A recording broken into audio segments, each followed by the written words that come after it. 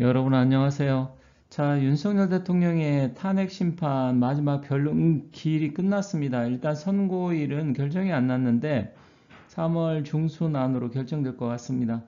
물론 탄핵 심판에 아쉬운 점도 있고 또 실제로 많은 분들이 기각이 되거나 각하를 기대하고 있기 때문에 잘 될 것으로 봅니다만 오늘 이재명 대표 이 양반이 지금 이제 공직선거법 2심 결심 공판이 있었는데 여기서 지금 선고일이 보통 이제 많은 변호사분들이 3월 12일 전으로 늦어야 3월 뭐 중순 전으로 되지 않을까 이렇게 예측을 했는데 3월 26일 날짜가 나와 버렸습니다.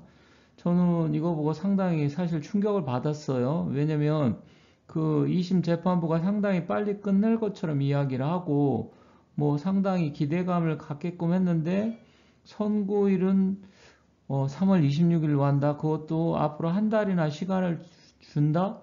이게 보통 의미가 심상치 않습니다.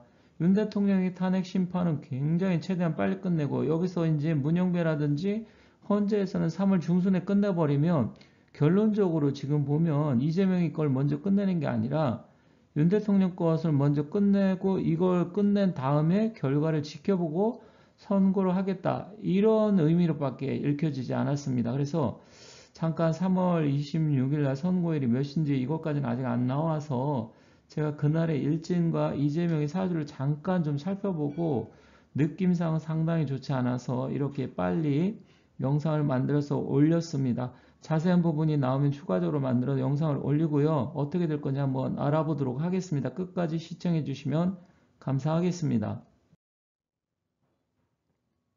이재명이 이 공직선거법에 대해서 1심에 집행유예가 나왔잖아요. 그런데 최근에 여러 가지 루트를 통해서 방송이나 유튜브 방송 이런 데 가서는 상당한 자신감을 보였거든요.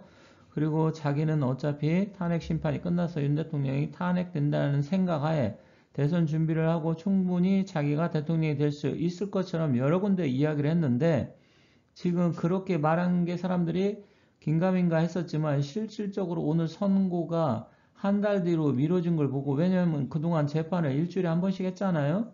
그런데 선고는 이게 그렇게 어려운 사건도 아니고 선고를 한 달 뒤에 한다? 왠지 꺼림직합니다. 그런데 이재명이가 상당히 지금 자신감을 최근에 보인다는 점도 사실 이것도 굉장히 꺼림직합니다.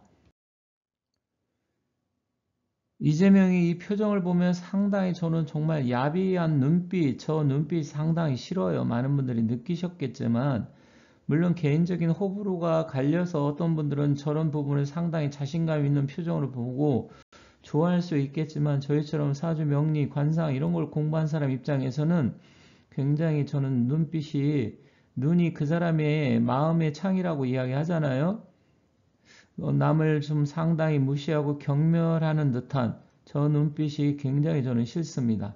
그런데 지금 서울고법 형사 제6-2부 재판장 최은정 이 사람이 또 뜬금없이 선고기일을 다음 달 26일로 잡았어요. 검찰은 1심과 같은 징역 2년을 구형을 했죠. 이것도 그래요. 3년을 구형을 해야 돼요. 왜냐면 1심에 이게 잘못됐기 때문에 3년을 구형을 해야 되는데 그냥 2년을 그대로 구형을 했고요. 그런데 이 대표는 뭐 구형이 중요한 게 아니라 실체가 중요하다.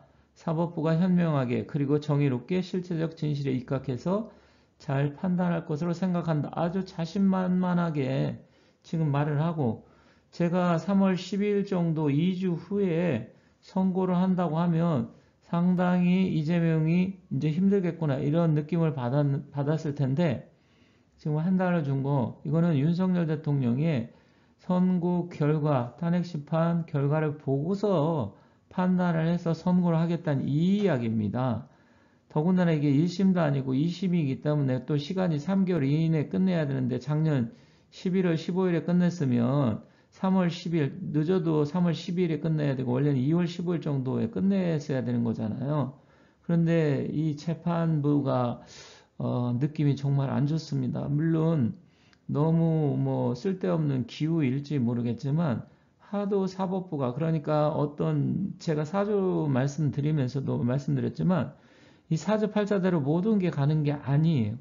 그 주변의 환경, 세력, 특히 정치인들은 그게 굉장히 중요하다고 제가 여러 번 말씀드렸잖아요. 그래서 그런 부분을 놓고 본다고 하면 이것은 심상치 않은 조짐이다 이렇게 봅니다. 그러면 이재명의 사주하고 그날의 일진 날짜를 간단하게 한번 알아보도록 하겠습니다.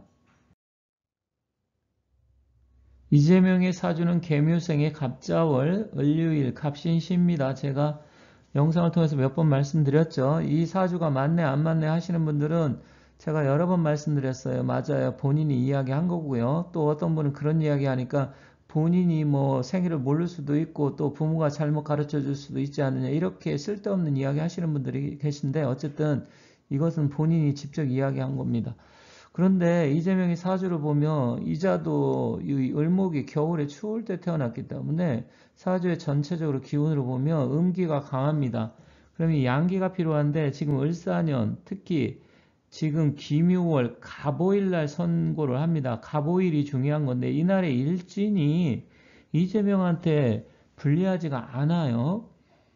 그래서 저는 3월 12일을 내심 기대하고 있었는데 물론 시간이 10시에 선고를 하는 건지 오후 2시에 선고를 하는 건지 이걸 보고서 추가적으로 제가 다시 시간과 날짜를 정확하게 해서 좀 어떤 의미가 있는지 추가적으로 영상을 다시 한번 결정되면 올리도록 하는데 어쨌든 지금 날짜의 일진이 이재명한테 불리하지가 않습니다.